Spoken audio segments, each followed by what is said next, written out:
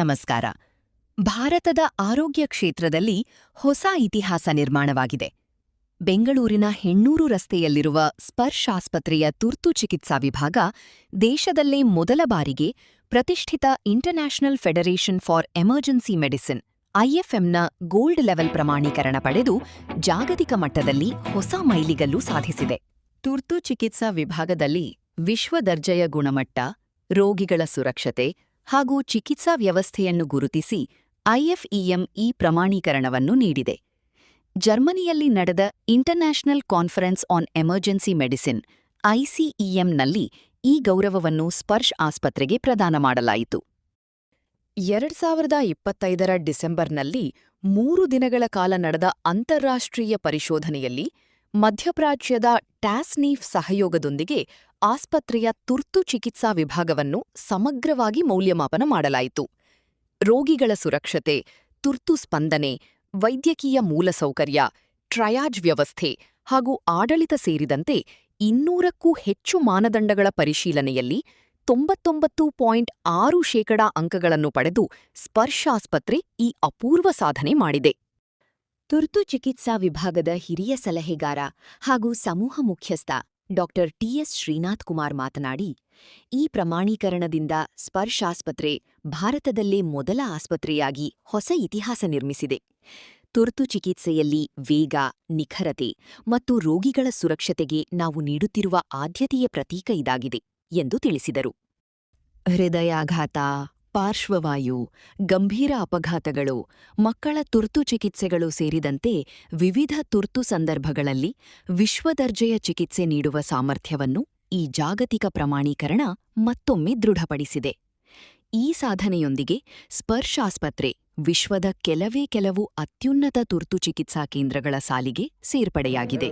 I thank the management, Chairman Sir and the entire administration team, our group head, for helping us achieve this international accreditation. It is a proud moment for all of us because now we are like a quality benchmark.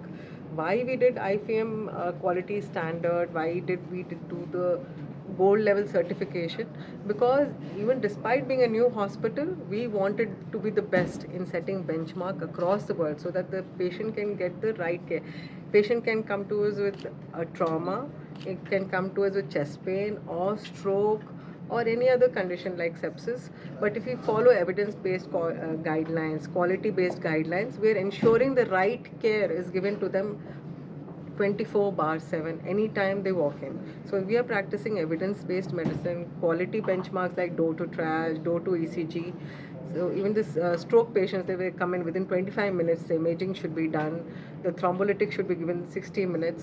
So we intend to set that, continuously we want to set it like a benchmark so that every patient who walks in gets the best possible treatment, whatever is possible for them. It's a proud moment being an Indian and being from Karnataka to achieve this particular certification because we are the first hospital in the country to receive this. And it was a very, the journey was a little bit difficult because we have to prove ourselves to the international standards. And these standards were written from across the 70 countries. And the 70 country members are the International Federation of Emergency Medicine. So they all gave the guidelines and asked whether you are ready.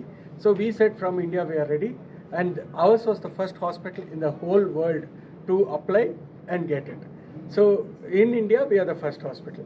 So again, the guidelines are important because when you implement it in the right way, the patient gets the right care. That's what we always think for. And our Sparsh Hospital, on behalf of Dr. Sharan Shivraj Patil sir, it's always a proud moment to work with him, and he always gives us the way forward, saying that this is the best thing what you have to do for the patient who comes to the emergency department. Jai. ತುರ್ತು ಚಿಕಿತ್ಸಾ ಕ್ಷೇತ್ರದಲ್ಲಿ ದೇಶಕ್ಕೆ ಹೆಮ್ಮೆಯ ಈ ಸಾಧನೆ ಕುರಿತು ನಿಮ್ಮ ಅಭಿಪ್ರಾಯವೇನು? Comment ಮಾಡಿ ತಿಳಿಸಿ. ಇಂತಹ ಆರೋಗ್ಯ ಮತ್ತು ವೈದ್ಯಕೀಯ ಕ್ಷೇತ್ರದ ಇನ್ನಷ್ಟು ಅಪ್ಡೇಟ್ಗಳಿಗಾಗಿ ನಮ್ಮ ಚಾನೆಲ್ ಅನ್ನು ಲೈಕ್, ಶೇರ್ ಹಾಗೂ ಸಬ್ಸ್ಕ್ರೈಬ್ ಮಾಡಿ. ಧನ್ಯವಾದಗಳು.